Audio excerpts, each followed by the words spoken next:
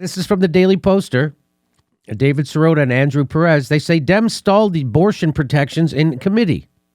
Democrats promised legislation to codify Roe and preempt the Texas law, but they've chosen to leave it sitting with the congressional panel. Isn't that interesting? The Supreme Court's decision to let an extreme Texas anti-abortion law stand has touched off yet another round of outraged tweets, press releases, and declarations insinuating that while the situation is awful and while the court needs to be overhauled, there is nothing that can be done right now to halt America's inexorable lurch toward the Republic of Gilead. Democrats in Washington control Congress and the White House, two branches of government that have the power to preempt not only the Texas law, but also stop any corrupt anti-abortion laws that other Republican states now race to pass.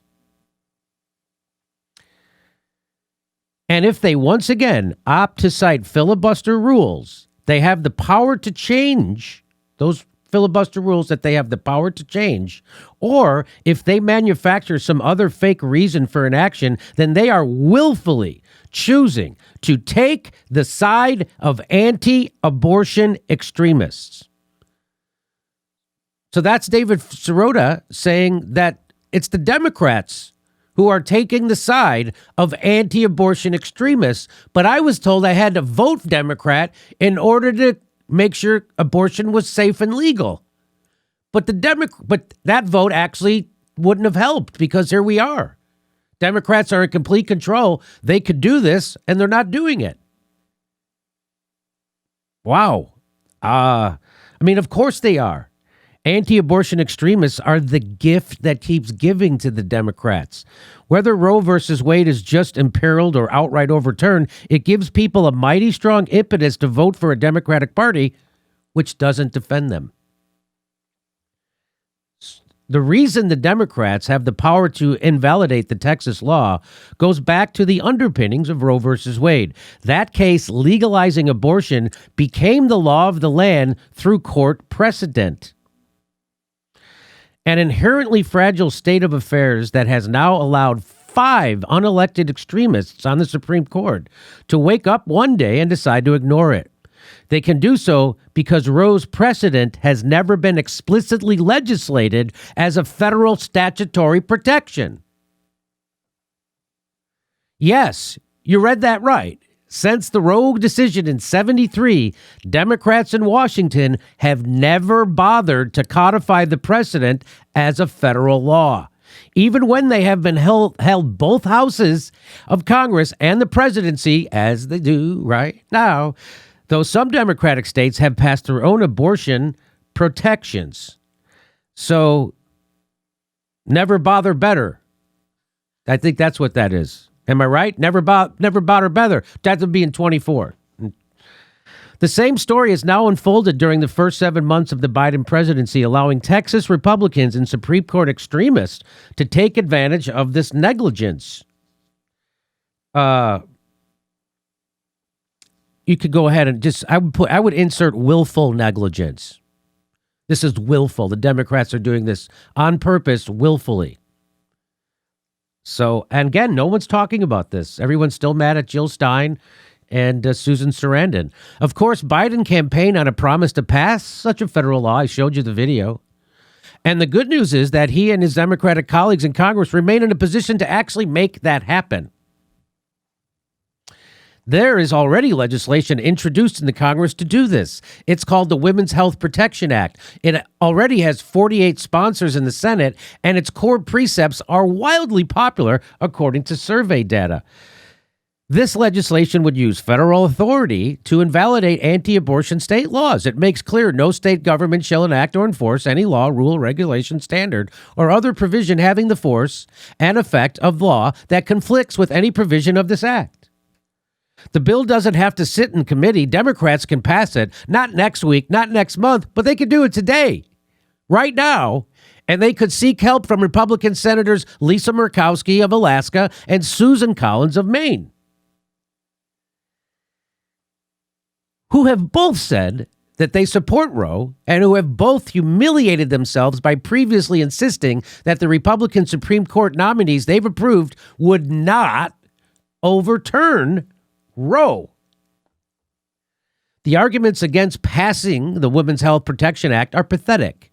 Biden promised it, and 48 Senate Democrats are sponsors of the legislation. Avoiding this confrontation in order to appease two Democrat holdouts, Joe Manchin and Bob Casey of Pennsylvania, is unacceptable.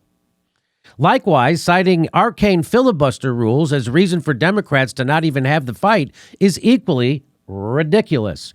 At a time when Republican legislators and judges are laying waste to the rules protecting women's health, a change in Senate rules is the absolute least that can be done. Citing the filibuster as some sort of undebatable law of nature or immovable object is as absurd and insulting as pretending an unelected, fireable parliamentary advisor is the reason American can't get a $15 minimum wage. You have to be either hashtag Team Blue Zombie, a pundit on the take, or a gullible moron to accept such obvious bullshit. Zombies are the real pandemic, ladies and gentlemen. You can try to come up with inane, unsubstantiated Rube Goldberg machine theories blaming Ralph Nader or Susan Sarandon or Bernie Sanders or Jill Stein or anyone else for Democrats losing winnable presidential races, which then led to the Republican Supreme Court appointees who allowed a Texas law to stand. This kind of fever dream may make Democratic partisans feel good about themselves and shirk responsibility. But here's the thing. The Democratic Party already won the elections necessary to take control of the governmental bodies that make laws and then deliver on their legislative promises. They have the power to enact a law protecting a woman's right to choose. And if they still refuse to do that in the face of the Texas insanity, they are complicit in the Gileadification of America. I don't even know what that means. Do you know what that means? No. You know what that means, Max? It's the Republic of Gilead, which is a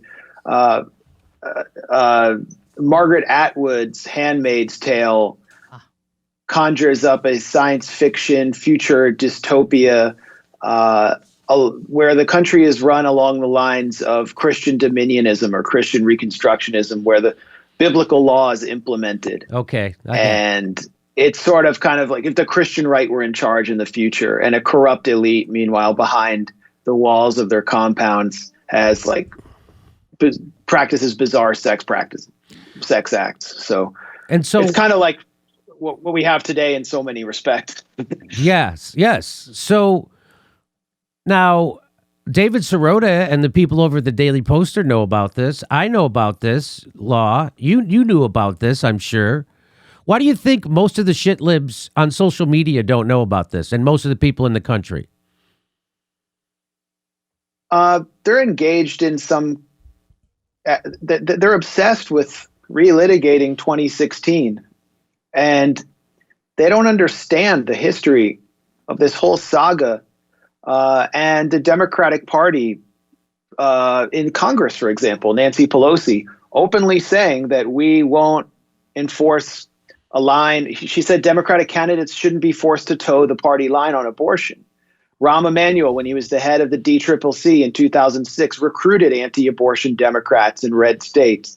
When the Democrats achieved a supermajority and it came down to the wire on Obamacare, the key swing vote was Bart Stupak, an anti-abortion Democrat who stripped out federal funding for abortion in Obamacare with the support of Nancy Pelosi. So all of this has been happening sort of sub rosa, and all anyone can think about in the kind of blue anon world is Susan Sarandon and Jill Stein. And you know what we're looking at as well, and what they're deflecting from that upsets me the most is the idea of the Supreme Court's very existence. It should not exist. It is a fundamentally anti-democratic institution that is reaching its logical conclusion. It is just naturally going to be manipulated by presidents and partisan operations like the Federalist Society, which is a front for the Opus Dei cult and is backed with millions and millions in corporate money. and is responsible for figures like Brett Kavanaugh and Amy Coney Barrett being groomed for this position as stealth candidates. And they'll be there for life, unlike in the UK, where national justices do not have lifetime appointments. So you have a fundamentally anti-democratic institution legislating over these things. And what have the Democrats done over the years? It wasn't until recently that they were even considering the idea of at least expanding the amount of justices. But there's no discussion about the anti-democratic nature of the Supreme Court itself. Instead, it's this petty, puerile bickering over a celebrity who dared to get off the Democrats' reservation and support a candidate who actually embraced her ideals on everything from war and peace to the economy, also to abortion. Yeah. Well, and it's about disciplining all of us so that we never again think of supporting a third-party progressive candidate, a real leftist candidate who reflects our values, and that we just be cowered into submission. That's why they're doing this. That's why they're exploiting the issue of abortion in order to just intimidate people into staying with the Democrats as the Democrats consistently shift to the right. They could have, again, they're exactly doing exactly what you said. They're exploiting this issue because they know they can't use real issues. Not that this isn't a real, they can't use economic issues to get you to vote for Democrats anymore. It's all identity politics and it's all culture wars. And that's what this is. So they could codify this and take this issue off the table right now. But of course, they're not doing that, right? Because that's all they have left to get you to vote for them. And so they're going to they're going to let this happen. They're going to let the Supreme Court do this and take away your abortion rights so they can run on it. And then never do anything about it. And then never do anything about it. This is really the only way they can mobilize people ahead of the midterms, when it's pretty clear they're going to get slaughtered. It's pretty clear they're going to get slaughtered because they're not doing anything for anybody. And here, this is from U.S. News. Even they're onto their grift. I hate using that word now because it's so overused. Democrats hope threat to abortion rights will rouse voters. Pretty sure this is exactly what you just said, right, Max? Yep. Let's lose a women's right to choose, and maybe we'll win a few. We'll survive in a few swing districts. So here's that story. Vulnerable Democrats from Nevada to New Hampshire are promising to make abortion a centerpiece of their political strategy heading into the midterm elections, betting that an intense focus on the divisive issue can rally their voters to beat back a red wave and preserve their narrow majorities in Congress. So instead of codifying that law right now that would preserve women's right to choose, they're going to not do that. Just like Barack Obama didn't fight to get Merrick Garland sat on the Supreme Court because he wanted Hillary to use that as a cudgel to get people to vote for her over Donald Trump. Well, it didn't work. And she lost, and Barack Obama didn't get to appoint Merrick Garland. But Trump got to appoint 3 of the most crazily conservative judges. Why? Because the Democrats did that.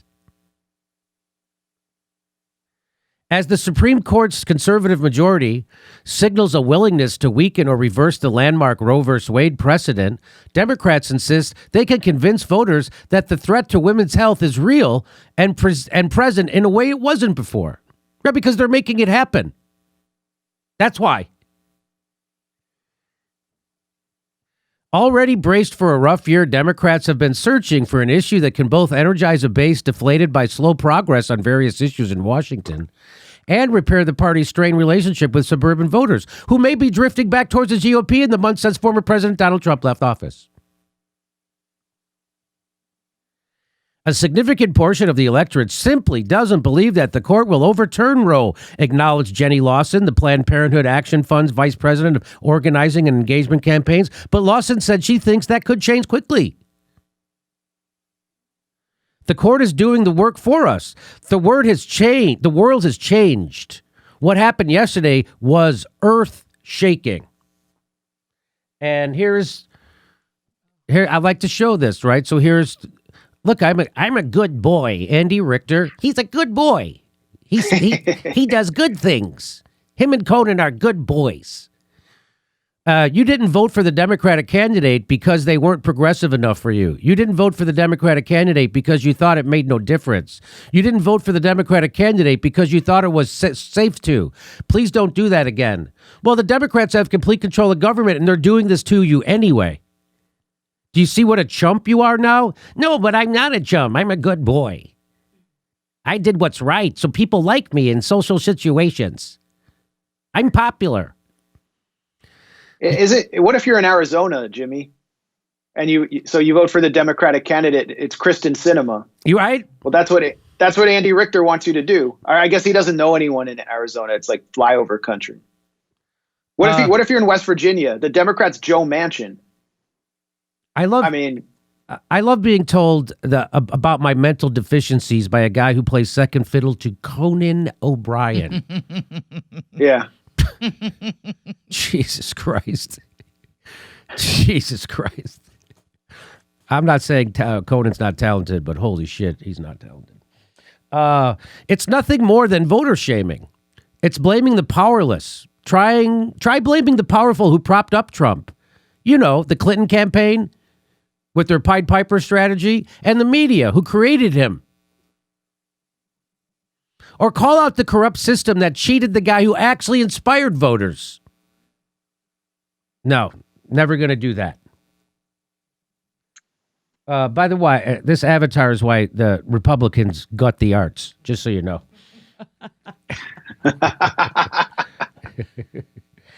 And then I tweeted at him. I said, here's a profile on minorities who voted twice for Obama and were so let down that half didn't bother to vote, and the other half voted, but not for Clinton. Try getting out of your neoliberal bubble in Hollywood, populated by millionaires, and listen to voters. So that's who Andy Richter's really talking to, but he would never admit that's who he's wagging his finger at. You're wagging your finger at people of color in the inner city. That's who you're wagging your finger at. Oh my God, I wouldn't do that. I'm a good boy. I would never do something like that. I'm a good boy. Biden's approval is down 20% among Black Americans right now. So that's who he's wagging his finger at. The responsibility to win elections rests with the candidate, the paid campaign staff, and the party. When they lose, the fault is theirs. It's understandable, I guess, why they are desperate to frantically blame others for their own failings, but it's amazing how many go along. So, by the way, and these tweets are all from 2018. So they're doing it. They've never stopped doing this. Hey, it's all our faults. I mean, we all wanted. All we wanted was a people-centric candidate that had a fair shake at actually changing this country for everyone. Some who realized there are massive inequities across the board. Where do I get punished for this now? So again, that's Andy Richter, a good boy who will never do anything. He eventually did apologize for that tweet because he's a good boy. So kudos to him for apologizing for that tweet. But it's still, that reveals their mentality. That doesn't change his mentality that he apologized for the tweet. That's how they think. They blame the powerless, and they never hold the powerful accountable. Why? Because they see themselves as them. Andy Richter and Conan O'Brien rub shoulders with those people all the time. They'll never hold those people accountable. And the people they take paychecks from are the donor class who choose the people who do this. And they'll never call out the donor. They'll never call out the media for creating Trump, right? NBC has created Trump. They gave him a television show for a decade or longer. I don't know how long that show was on. And here's the Democrats. Even a CBS shill corporate news reader can see through the Democrat bullshit. This is Hillary Clinton's campaign manager, John Podesta, after the 2016 election, after she lost to Trump. Because this is all about you can't vote for a third-party person because then Trump. Well, guess what? Here we go. It had some impact. But it does beg the question, how is it that these Russian operatives knew to focus on purple states like Michigan and Wisconsin, and your campaign didn't? Well, of course, we spent a lot of time and energy and effort in all those states. Hillary Clinton herself did not spend much time in those states. We had Tim Kaine was there, Barack Obama was in, and she spent enormous time in Pennsylvania and Michigan. Sure. And we spent a lot of effort. We had more staff in Wisconsin than even President Obama had in 2012. But I think that begs the question. I think we focused on the places we thought were that were in contest and I love. She goes, "Hey, if the Russians knew to focus on Wisconsin, how come you guys didn't know?" Well, here's the whole problem that the shit libs do not want to listen to. None of my former friends in Hollywood want to hear this. But this is the case. The Democrats became the Republican Party. And my friends in Hollywood are okay with that because now they're all successful and rich. And they don't have any problems that they need government to solve. And here's the problem. Here's Chuck Schumer admitting that the Democratic Party is abandoning democratic principles and the Democratic base, which are workers. He's going to tell you that right now. For every blue-collar Democrat we will lose in Western PA, we will pick up 2-3 moderate Republicans in the suburbs of Philadelphia. And you can repeat that in Ohio and Illinois and Wisconsin. That didn't happen. They lost. They definitely. So he's admitting our campaign strategy is to turn our backs on blue-collar workers, our base, and go after Republican voters. Literal self-identified Republicans. That's who they were going after. They weren't trying to make their case to workers and the 100 million people who don't vote. They weren't doing that. And they lost because they're now the Republican Party. And guess what? Democrats regret not fighting harder for Obama's Supreme Court pick. No kidding. So at every turn, this is the Democrats' problem, but they're going to turn it into Susan Sarandon's. If you see someone doing that, you know that person stopped thinking independently a long time ago. Those people are mental cases. I still see it happening. Shit like Andy Richter. I still see that shit. Do you see? I'll guarantee you, Andy Richter doesn't know anything I'm saying in this segment, that the Democrats actually are at fault for all of this.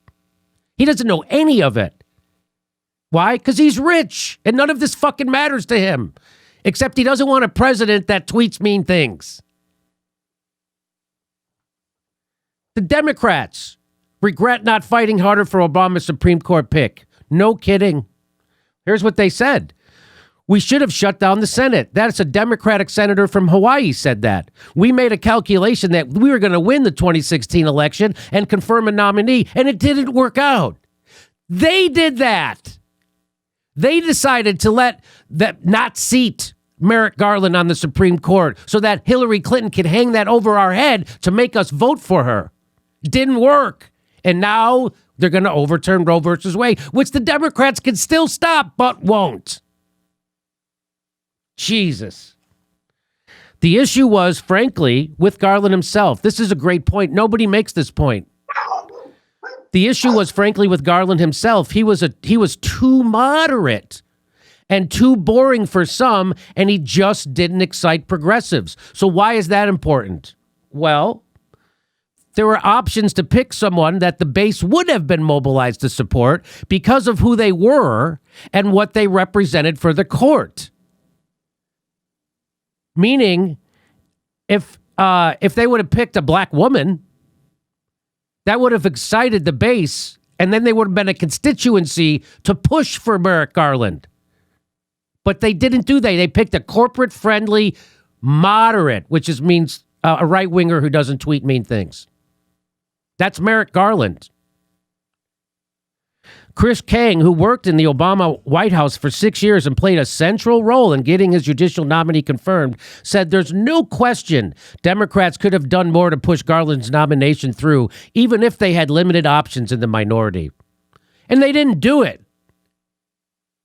But keep wagging your finger at voters. Keep wagging. Oh, the voters let a politician down. You know that you got that exactly ass backwards, fuckface. Exactly ass backwards. These politicians have been letting down America, and they're currently doing it. Where's Andy Richter's tweet yelling at the Democratic Party for not codifying Roe versus Wade into law when they could do it right now? Where's that tweet? It ain't never fucking coming, because he'll never do that. Because he's a good boy. Because they don't even know that's a thing. That's how fucking uninformed these people are, who like to moralize and wag their fingers in your face. They have no idea what's going on. Just like the former executive producer of The Simpsons, who said Medicare for All doesn't work. I guess he doesn't watch his own fucking show. That's who these people are in Hollywood. That's who these people are who sculpt our culture. That's who they are. Uninformed millionaires who don't have any problems they need government to solve. Uninformed. And they think voting Democrat is voting for the good guys. If you think that, you should go watch. I know people watching this show do not have that crazy idea in their head. Those are the people who watch Secular Talk. What would you like to say? Moi? Yes. Me? What would you like to say, I young thought man? I was just watching. I was like hypnotized for a second there. I want to go back a little bit to 1988. Mike Dukakis gets slaughtered, and the Democrats drastically change. Mike Dukakis was pigeonholed as a Massachusetts liberal, very considered pro-abortion, and the Democrats decide that they're going to go right. They look for a Southern governor, find him in Bill Clinton. They develop the Democratic Leadership Committee, which leverages corporate money into a rightward shift of the party. They abandon the union base. They abandon the civil rights movement. That's what inspired Bill Clinton's Sister Souljah moment. And they kick their constituents to the curb and decide they're going to go for the soccer moms. That's the constituency they want. They want moderate Republicans, and they think that they will establish a permanent Democratic majority because they can take all their old constituents for granted and actually, in a way, kind of kill them, because this is what made NAFTA possible. If you abandon the unions as your constituents, find new constituents in the suburbs and exurbs, then you can outsource all their jobs in places like Michigan, which is what helped lead to Trump's victory there, because they said Hillary did this to us. And you start to move right, even on you erode all of the economic appeal that you had to blue collar workers across the Rust Belt, and you're only left with these social issues, gay marriage, abortion.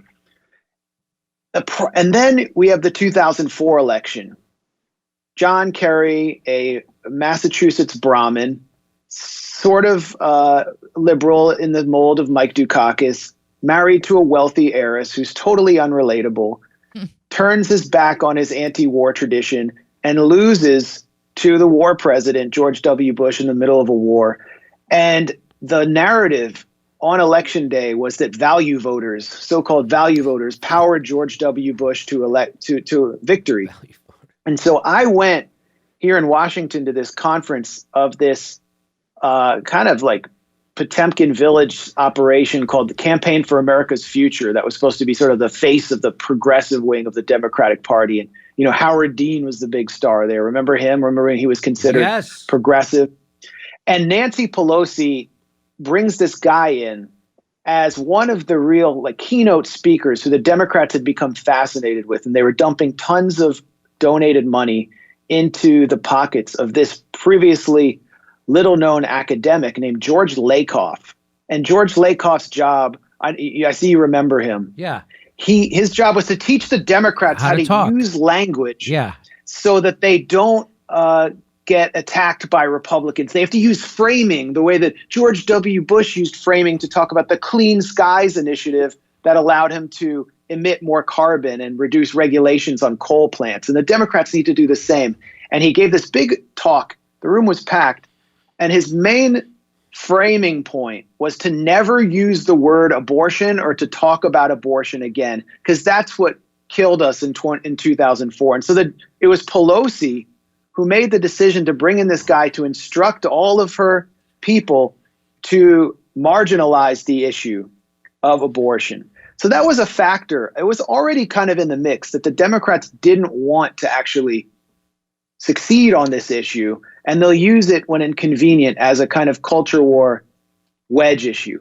Then you have someone who I think really deserves blame here, who is not Susan Sarandon, who has been elevated to the role of kind of secular saint in the Democratic Party and among many of the liberal feminists who attack Susan Sarandon. And that's Ruth Bader Ginsburg. Ruth Bader Ginsburg, by the time George W. Bush was elected, had already beaten cancer, I think, 3 times. She has had 5 cancer treatments, had 5 cancer treatments in the last 20 years of her life, leading up to the Obama administration.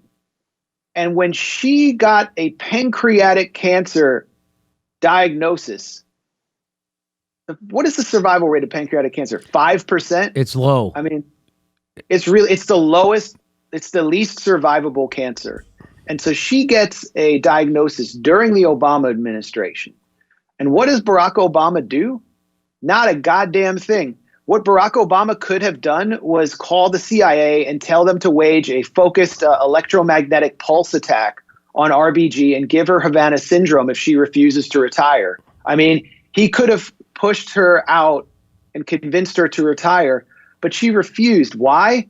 Because these 2 writers decided to appropriate the image and brand of the livest one from Bedford-Stuyvesant, Christopher Wallace, a.k.a. Biggie Smalls, a.k.a. Notorious B.I.G., and to rebrand RBG, who grew up a long time ago in Brooklyn, as the Notorious RBG. It was like the sickest act of cultural appropriation, and they turned her into this celebrity with this book where they recast this very middle-of-the-road, middle-brow justice as a feminist hero ahead, I think it was ahead of the 2016 election. So RBG's becomes this hero, and she says, you know what, I'm going to hold on for as long as possible because I am going to make it through the Trump era into a Democratic presidency. I'm invincible. I'm doing workouts. And you saw the video, and she'd be like lifting a paperweight and in some gym, and we were told like, oh, she's so strong. But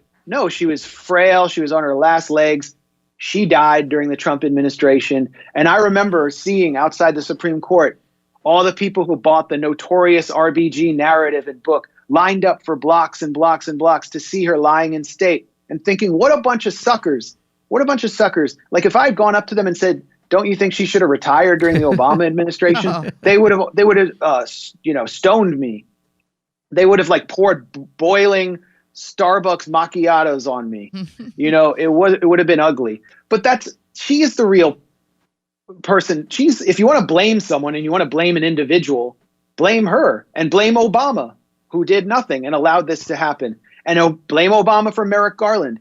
I mean, he was a right of center Democrat, a law and order Democrat that Obama intentionally picked because he had no appeal at all.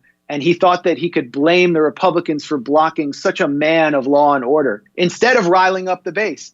And as you mentioned, that they didn't shut down the Senate. Trump rushes through Amy Coney Barrett. Trump understood the urgency of this. The Republicans always get it. I mean, look at the federal bench and what took place during the Obama administration. Half of the seats were left empty under Obama. Trump packed those seats. And Chuck Schumer fast-tracked those judges. Yeah. Those federal judges, Chuck Schumer, when he was in charge of the Senate, he was going along helping, and when he wasn't in charge of the Senate, he was going along with helping fast-track Trump's judicial appointments. Yeah. And they would give a bullshit excuse like, well, we really couldn't fight anyway. They're going to get him anyway. Oh, we got to get home for the recess. All these kind of ridiculous reasons. And the reasons are they work for the same people. Chuck Schumer works for the same people as the Federalist Society, as they're all owned by a donor class. Go ahead. Yeah, and you look at the votes in the Senate on Alito, for example, who is part of this pipeline of far-right Catholic judges through the Federalist Society. I don't even think 30 Democrats opposed him. I mean, I don't think there was not even a fight over Alito. And he has the most, actually his record is about as conservative as Clarence Thomas. And I just want to make one other point. It might seem a little bit out of left field, but I think it's important to make this point because we've had a lot of discussions about vaccine mandates.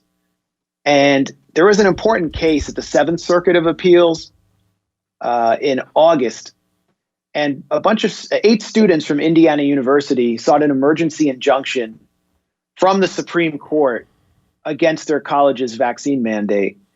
And Amy Coney Barrett, who's at the Supreme Court, plays a supervisory role at the Seventh Circuit.